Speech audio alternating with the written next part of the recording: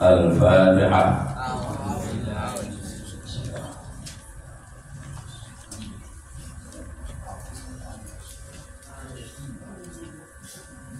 Bismillah, alhamdulillah, salatu wassalamu ala rasulillah wa ala alihi wa ashabihi wa mawala. La hawla wa la quwwata illa billah. Ma ba'd. Anak-anak sekalian, kita akan lanjutkan pelajaran hadis kita. Pada Rabu kemarin kita sampai hadis yang ke-6. Rabu kemarin kita sudah sampai hadis yang ke-6. Saya minta kita baca bareng-bareng hadis 1 sampai hadis 6 supaya hafalan kamu tidak hilang. Ya, bersama-sama baca hadis 1 sampai hadis yang ke-6 dengan cara baca seperti yang sudah biasa kita lakukan. Bersama-sama kita mulai dengan basmalah. Bismillahirrahmanirrahim. Hadis 1, hadis tentang menuntut ilmu. Utlubul ilma minal mahdi ilal lahdi. Artinya, tuntutlah ilmu dari buah yang sampai ke liang lahat. Hadis Ibnu Abi Bakar. Talabul ilmi fardun ala kulli muslimin. Artinya, menuntut ilmu wajib bagi tiap muslim. Hadis riwayat Ibnu Majah. Hadis 2, hadis tentang keutamaan mempelajari Al-Quran. Khairukum man ta'allama al-Quran wa 'allamahu. Artinya, sebaik-baik kalian adalah orang yang mempelajari Al-Quran dan mengajarkannya. Hadis riwayat Bukhari. Hadis 3, hadis tentang niat. Innamal a'malu binniyati.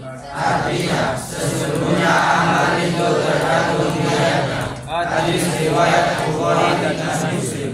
Hadis 4, hadis tentang kasih sayang. Man la yarham la yurham. Artinya, barang siapa tidak menyayangi tidak akan disayangi. Hadis riwayat Muslim. Hadis 5, hadis tentang kebersihan. At-tuhuru syatrul iman. Artinya, kebersihan itu sebagian dari iman. Diulangi hadis yang kelima. Hadis 5, hadis tentang kebersihan. At-tuhuru syatrul iman. Artinya, kebersihan itu sebagian dari iman. Hadis riwayat Muslim. Hadis 6, hadis tentang berbuat baik. Kullu ma'rufin shadaqah. Artinya, setiap kebaikan adalah sedekah. Hadis riwayat Al-Bukhari dan Muslim. Alhamdulillah. Baik anak-anak. Jadi yang terakhir hadis yang ke-6 patut kalian pegang teguh. Kemarin sudah saya sampaikan tidak ada kebaikan yang tidak dihargai oleh Allah. Ya, kamu tidak usah mikir dihargai orang, tapi bagaimana kebaikan itu mendapatkan nilai di hadapan Allah. Dan tidak ada satupun kebaikan yang disia-siakan oleh Allah. Dasarnya apa? Hadis yang ke-6. Ya, kullu ma'ruf shadaqah. Setiap kebaikan itu bernilai sedekah. Makanya kalau berbuat baik jangan hitung-hitungan. Nanti kalau kamu berbuat baik akan hitung-hitungan, nanti nikmat-nikmat yang diberikan oleh Allah kepada kamu akan diperhitungkan oleh Allah. Lebih parah, nikmat yang diberikan tiap hari, tiap jam, tiap detik tidak pernah lepas. Tapi kebaikan kamu di hadapan Allah seberapa lama? Makanya kalau kamu berbuat baik kepada siapapun jangan hitung-hitungan. Aku enak hari ibu, belum balik tak tolong aja. Itu pola pikir yang jelek. Ya, aku enak tak kerja, no dulu tugasku kok. Parah kalau sudah begitu. Kapan kamu mau sedekah? Jangankan sedekah duit, sedekah tenaga, sedekah pikiran yang gak gelem. Bagaimana kamu punya tabungan kebaikan di hadapan Allah? Ya, karena itu saya sering kali katakan di hadapan teman, kepada orang tua, kepada saudara, kepada siapapun, berbuat baik itu tidak akan pernah rugi. Karena setiap kebaikan yang kita lakukan sekecil apapun itu punya nilai sedekah. Ini yang kamu masukkan betul ke dalam pikiran dan hati kamu. Baik, kita akan lanjutkan hadis yang ke-7, hadis tentang sholat. Hadis tentang sholat. Bismillahirrahmanirrahim. Ulangi. Bismillahirrahmanirrahim. Ya, selalu dimulai dengan basmalah. Selalu dimulai dengan menyebut nama Allah. Bismillahirrahmanirrahim. Bismillahirrahmanirrahim. Hadis ke-7. Hadis ke-7. Hadis tentang sholat. Hadis tentang sholat. As-sholatu. As-sholatu. Imaduddin. Imaduddin. Artinya. Sholat adalah tiang agama. Hadis riwayat Tirmidzi dan Ibnu Majah. Baik anak-anak, hadis ini populer banget. Yang tidak kenal hadis ini keterlaluan. Hadis ini sering kali diceritakan. Ya, apalagi kalau sudah waktunya peringatan Isra Mi'raj, itu hampir semua kiai, semua ustadz, semua mubaligh tidak pernah kelewatan, selalu mengumandangkan hadis ini untuk mengingatkan kepada kita tentang posisi sholat. Disitulah kenapa saya sering kali mubrai kamu untuk urusan sholat. Karena sholat itu adalah ibadah yang memiliki posisi paling strategis. Saya ulang, sholat itu adalah ibadah yang memiliki posisi paling strategis.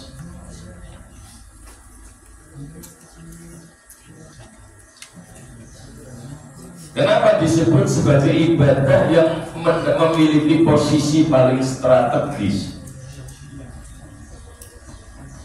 Karena ketika orang ingin dekat dengan Allah, maka media yang paling efektif untuk mendekat kepada Allah itu adalah dengan sholat. Media paling efektif untuk mendekatkan diri kepada Allah itu adalah dengan sholat.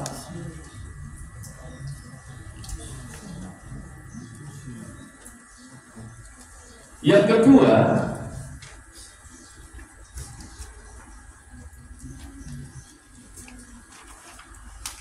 ketika orang ingin menjaga diri dari segala bentuk maksiat, maka perisainya, bentengnya adalah sholat. Jadi kalau ada orang kepingin bisa nofalain, ingin bisa memperbaiki dirinya supaya tidak senang, tidak sering, tidak banyak terjerumus pada perbuatan keji, perbuatan mungkar, perbuatan maksiat, itu perisainya, bentengnya adalah dengan sholat. Makanya kalau ada orang yang diajak sholat susah, dia sholat tapi hatinya tidak punya greget untuk sholat, jadi sholatnya kepaksa, maka sholatnya tidak akan banyak berdampak. bahwa dia sholat itu kewajibannya selesai, iya, tapi dampak dari sholat tidak akan dia dapatkan. Sholatnya kepeksa, diubrahi, sholatnya kepeksa, mulai wedi, sholatnya kepeksa, mulai sungkan, gara-gara kumpul moro tua khusyuk sebayangnya, maturi kucuk,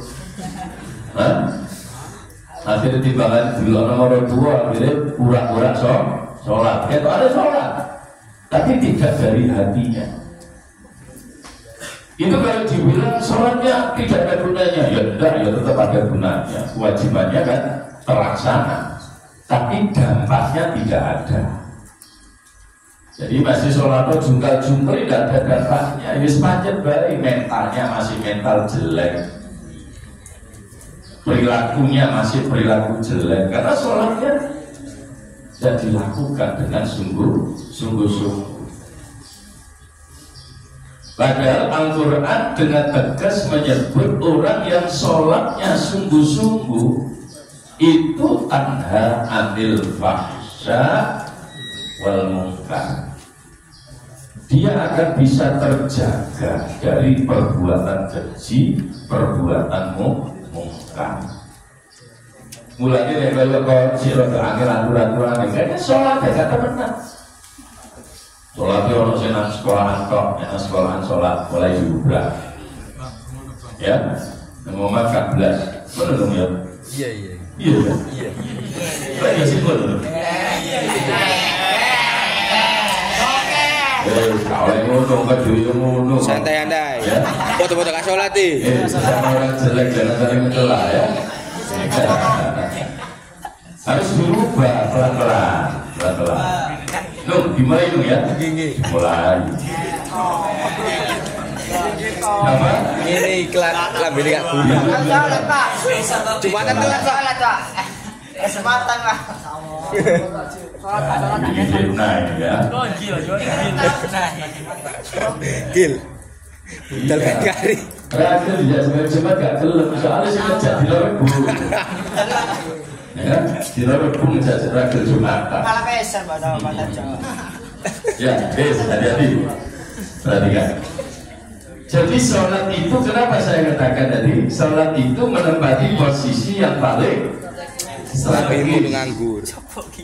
Salah satunya yang nomor 2 tadi, karena sholat itu bisa menjadi perisai, menjadi benteng dari perbuatan-perbuatan tercela, perbuatan keji, perbuatan maksiat. Ya, makanya kamu dilatih untuk sholat, diajari untuk sholat. Terus apa lagi Pak? Yang ketiga, dikatakan bahwa sholat itu menempati posisi yang strategis. Dengan sholat itu orang akan dicatat sebagai penegak agama. Dicatat sebagai penegak agama.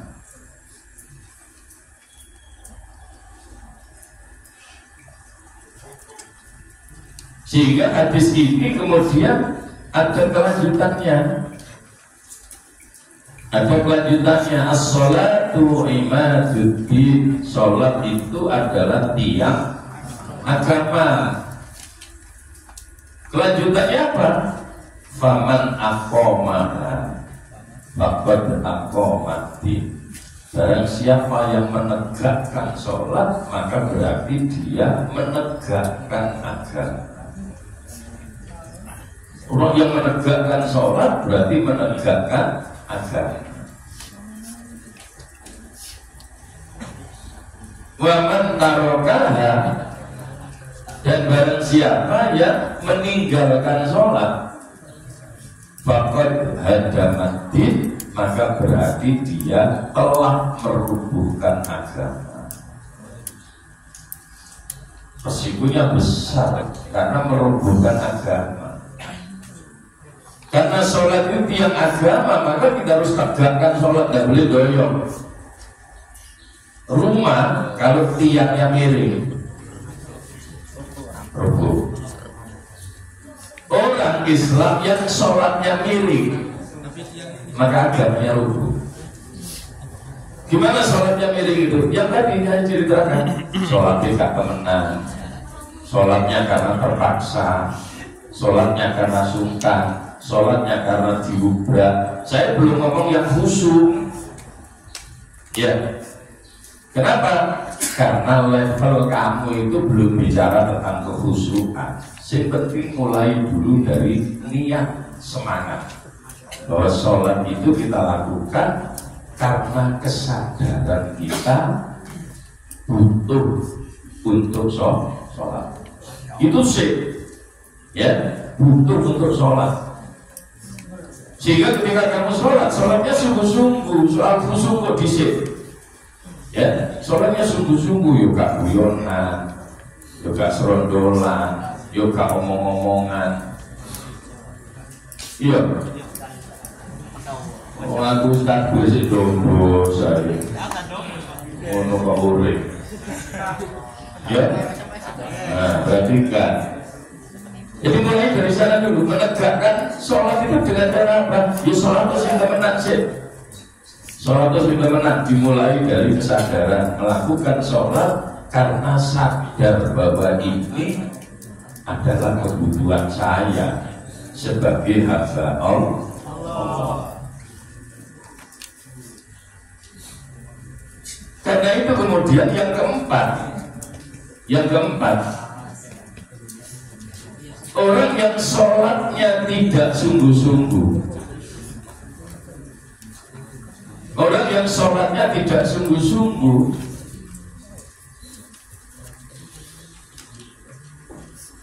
maka ia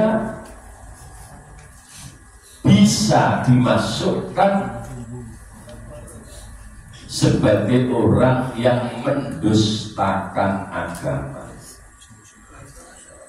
Orang yang sholatnya tidak sungguh-sungguh itu bisa masuk dalam golongan orang-orang yang mendustakan agama.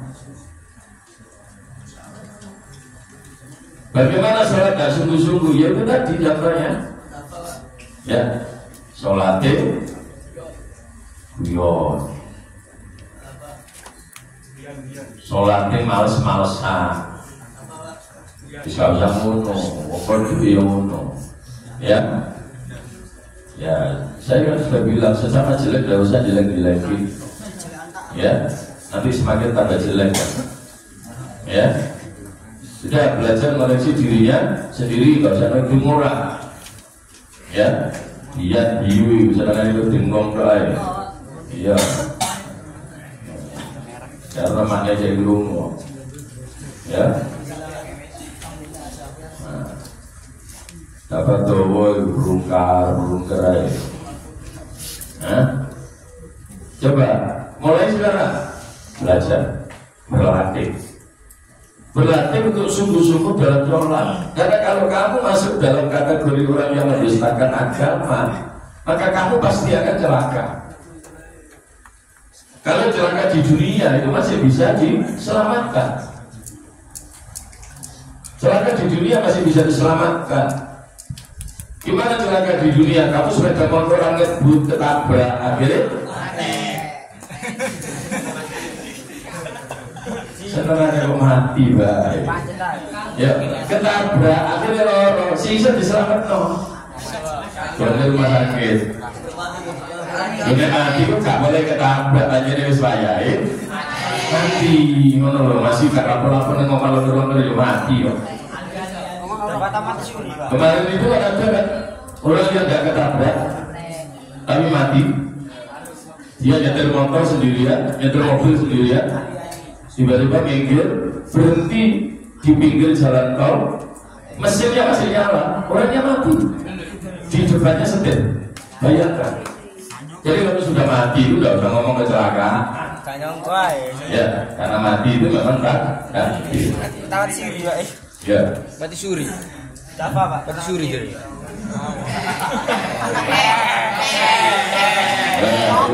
Lambe-lambe nganggur Ya, ya. nganggur ya. Wah, wah. Wah, jangan biasakan begitu.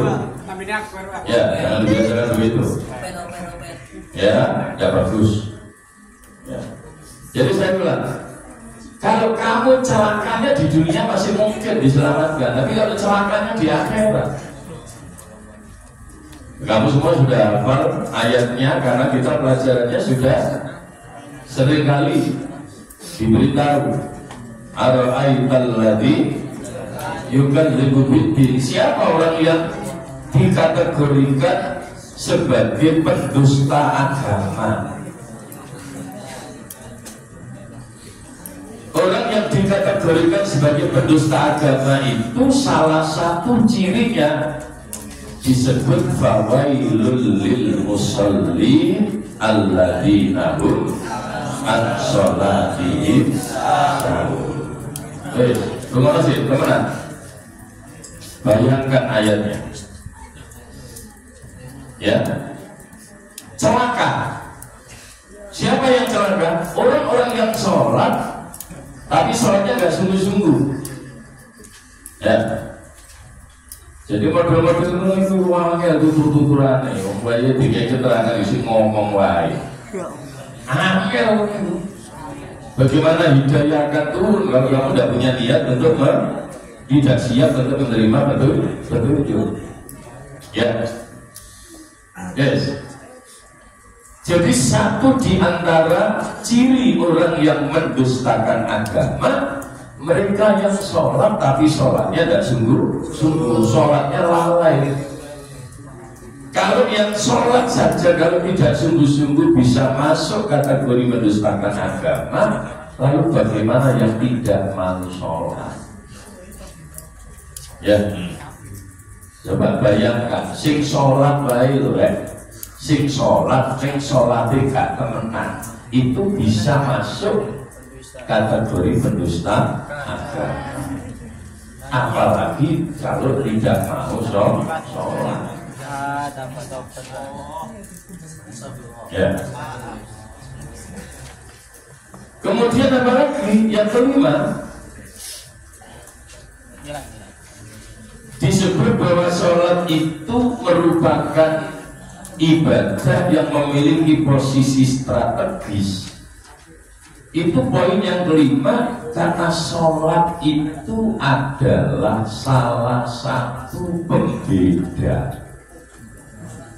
Sholat itu adalah salah satu pembeda antara orang mukmin dengan orang munafik. Jadi sholat itu pembeda. Kalau kita mau membedakan ini mukmin atau munafik di dalam sholatnya, ya. Hadisnya sahih, al-ahdul ladzi bainana wa bainahum as-sholat. Jadi yang membedakan, yang membatasi antara golongan mukmin dengan golongan munafik itu adalah sholat. Sehingga kalau kita ngomong tentang orang munafik, bukan sekedar orang yang suka berdusta, bukan sekedar orang yang berkhianat, bukan sekedar orang yang ingkar janji. Tapi orang munafik itu adalah orang yang malas di dalam sholatnya.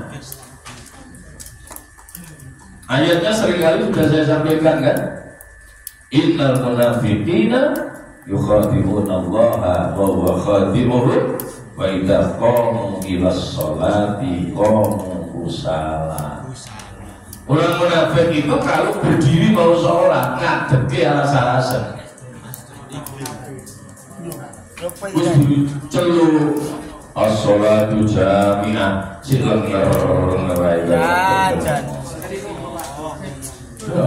Gak usah sok-sokan ngono. Ya. Ya. Jadi sudah dipanggil sholatu jami'ah. Enggak ngadeg. Ijil lenger-lenger ambil dulu, ya. Baik mari kita terus limo, lenger-lenger aja. Yes. Yes. Mari sekarang dirubah pelan-pelan, Karena ini memang sangat-sangat penting sekali, sangat penting sekali. Apakah berhenti hanya sampai di 5 Pak? Enggak. Posisi sholat itu sangat-sangat strategis dengan banyak alasan, dengan banyak sebab, dengan banyak dalil. Saya menyebut 5 itu hanyalah bagian dari contoh-contoh yang membuat sholat itu dianggap sebagai ibadah yang paling strategis. Makanya hati-hati, saya minta mulai sekarang kalau sudah bicara tentang sholat sing temenan, ya ini nanti yang saya terangkan ngomong atau tidur nanti biar dihukum saja di lapangan, ya.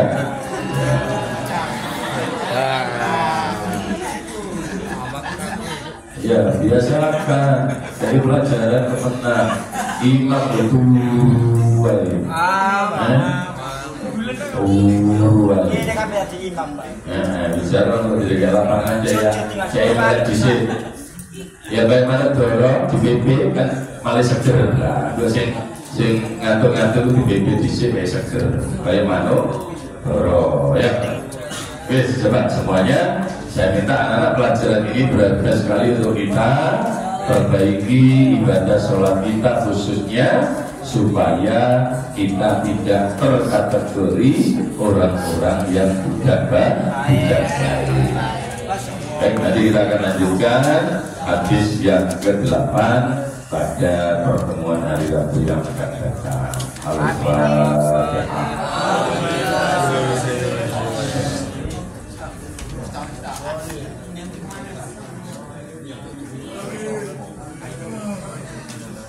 Baik, terima kasih. Ada informasi, ada pengumuman. Tolong perhatikan semuanya.